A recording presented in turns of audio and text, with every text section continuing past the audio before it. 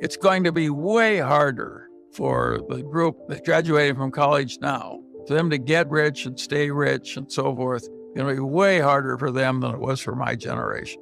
Think what it costs to own a house in a desirable neighborhood in a city like Los Angeles. I think we'll probably end up with higher income taxes too, and so on. In my whole adult life, I've never hoarded cash waiting for better conditions.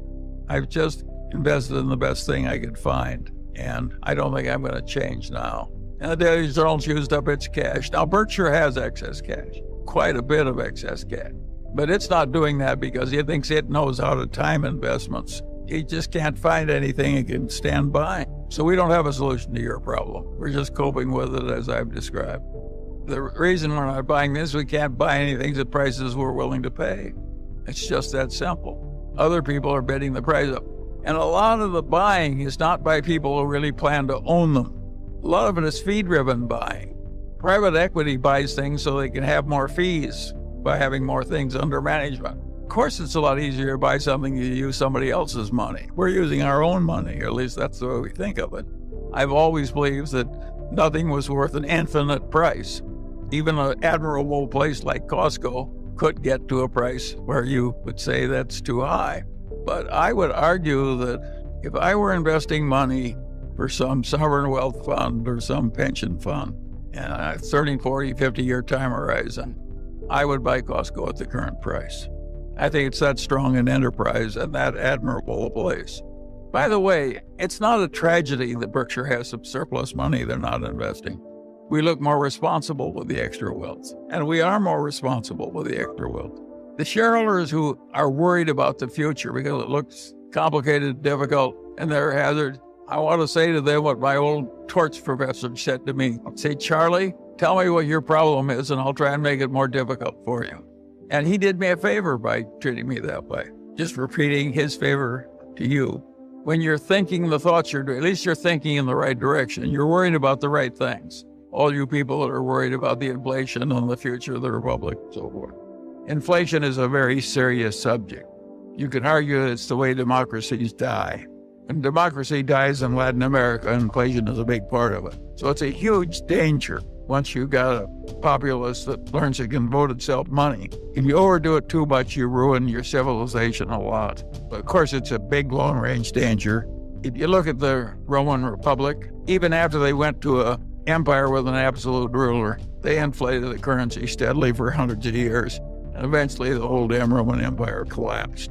So it's the biggest long-range danger we have, probably, apart from nuclear war. I think the safe assumption for an investor is that over the next 100 years, the currency is going to zero. That's my working hypothesis. A very dangerous environment. What brought in Hitler was the combination of the Weimar inflation, where they utterly destroyed the savings of the middle class in Germany, followed by the Great Depression. It was a 1-2 punch. And Hitler came in, crazy demagogue, with 40% of the votes, and pretty soon we had a dictator hell-bent for world war. So the history is not pleasant. And Germany was a very advanced and civilized nation, the Germany that Hitler took over. I always say that the interesting thing about that was little Albert Einstein, a little Jewish boy, got his entire primary education with the insistence of the Catholic Church in Germany. Now that is a very civilized nation. So if you let your nation deteriorate too much, what you get is a Hitler democracy in the age of Keynes. You're going to get big government reaction. The reaction this time was bigger than it's ever been before in the history of the United States. They just threw money at the problem. And they were probably right to fear what was going to happen and to be quite liberal throwing money at it, but they probably overdid it a little. They threw so much money so fast that it's hard for the restaurants to get people to do the work. But I don't criticize it. It's hard to make these decisions under pressure. You have to be optimistic about the competency of our technical civilization. But there again, it's an interesting thing. If you take the last 100 years, 1922 to 2022, most of modernity came in that 100 years. And in the previous 100 years, that got another big chunk of modernity. And before that, things were pretty much the same for the previous thousands of years. Life was pretty brutal and short. No printing press, no air conditioning, no modern medicine. I don't think we're going to get things in what I call the real human needs think of what it meant to get, say, first you got the steam engine, the steamship, the railroad, and a little bit of improvement in farming and a little bit of improvement in plumbing. That's what you got the 100 years that ended in 1922. The next 100 years gave us widely distributed electricity, modern medicine, the automobile, the airplane, the records, the movies, the air conditioning in the South. And think what a blessing it was. If you wanted 3 children, you had to have 6 because 3 died in infancy. That was our ancestors. Think of the agony of watching half your children die.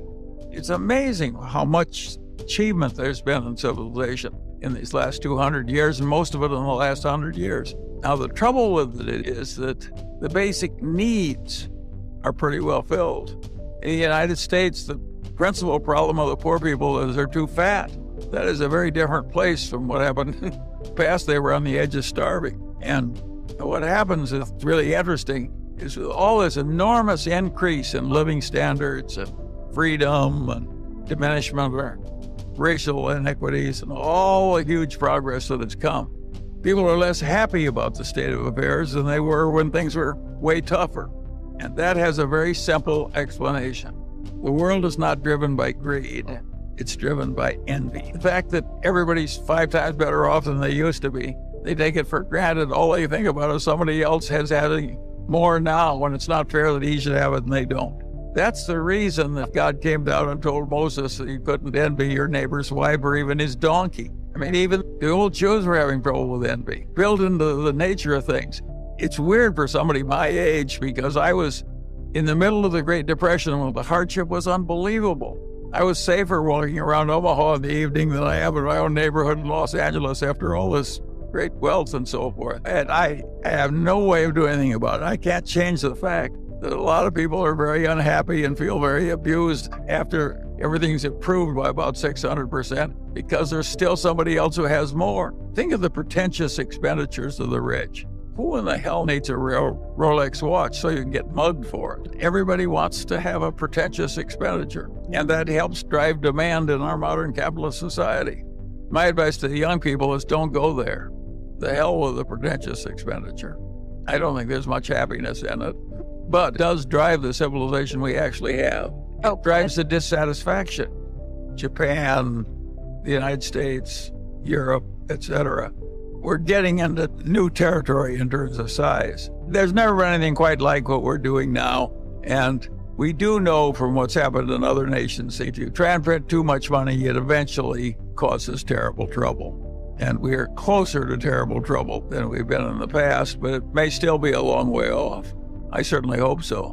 When Volcker, after the 70s, took the prime rate to 20% and the government was paying 15% on its government bonds, that was a horrible recession.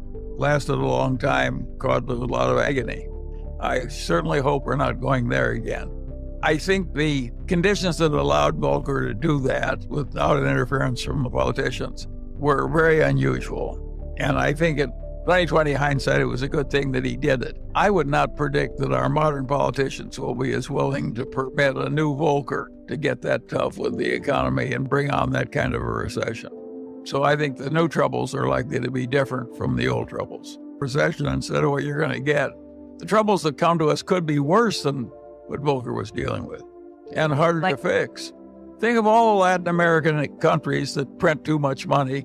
They get strongmen and so forth. That's what Plato said happened in the early Greek city-state democracies. One person, one vote, a lot of equality, and you get demagogues, and the demagogues lather up the population, and pretty soon you don't have your democracy anymore. I don't think that was a crazy idea on Plato's part. I think that accurately described what happened in Greece way back then, and it's happened again in Latin America. We don't want to go there. At least I don't. We've done something pretty extreme, and we don't know how bad the troubles will be, or whether we're going to be like Japan or something a lot worse. And what makes life interesting is we don't know how it's going to work out. I think we do know we're flirting with serious trouble. I think we also know that some of our earlier fears were overblown. Japan is still existing as a civilized nation, in spite of unbelievable excess by all former standards in terms of money printing. Think of how seductive it is You have a bunch of interest-bearing debts, and you pay them off with checking accounts, which you're no longer paying interest. Think of how seductive that is for a bunch of legislators. Get rid of the interest payments and the money supply goes up. Seems like heaven. And of course, when things get that seductive, they're likely to be overused.